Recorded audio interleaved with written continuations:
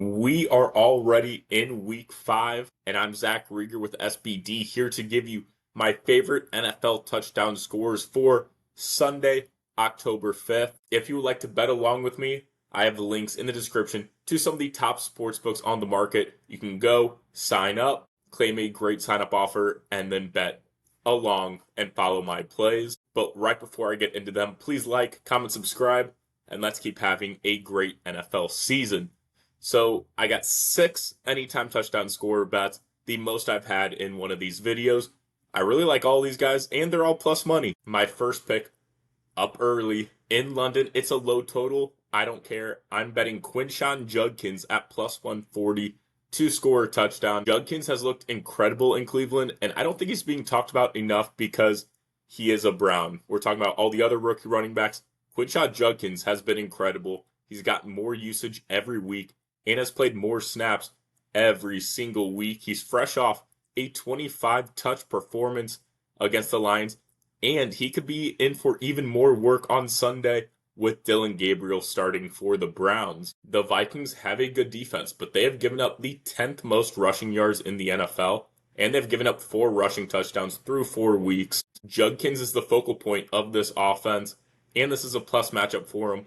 Judkins has 2 touchdowns already, 4 goal line looks, and 7 red zone looks. And those numbers will only go up as he is on the field more. I love getting plus money for Judkins. Then Alvin Kamara at plus 100. The Giants have allowed 6 rushing touchdowns, tied for second most in the league. They've given up the 3rd most rushing yards and the 2nd most yards per carry at 6.1. Kamara should be in for a day.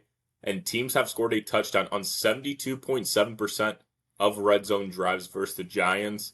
And New York has also given up some big play touchdowns on the ground, including what Omarion Hampton did last week. I bet on him last week. I'm betting against the Giants' rush defense yet again. Kamara has just 1 touchdown this season, but he has 9 red zone looks, and this is a great matchup for him. So I like Kamara to get in the end zone. And then Woody Marks at plus 175. Woody Marks broke out last week, and I think that's going to continue this week. He took over the backfield, playing 56% of the snaps, having 22 opportunities and scoring twice.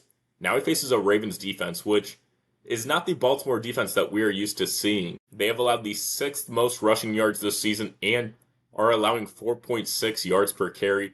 Baltimore has allowed the most rushing touchdowns in the league with 7, and teams score a touchdown on 75% of their red zone drives against the Ravens. Woody's been getting a lot of carries, a lot of touches. If the Texans get in the red zone in a game where they are favored, I like for Woody Marks to score yet again. Then Tet McMillan at plus 155.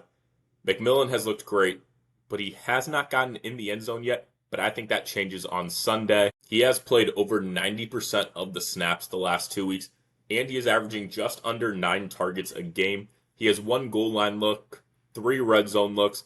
The Dolphins have been bad, and so I think the Panthers will be able to move the ball in this game. The Panthers are also better at home. Miami has given up 7 receiving touchdowns through 4 games, and their secondary has given up 11.1 yards per reception, the 6th highest in the NFL. He's been on the field. He's a talented, big red zone threat, getting targets, and against this Dolphins team, this is where he takes his next step, and he gets in the end zone. Then Mason Taylor at plus 400. I know, another rookie.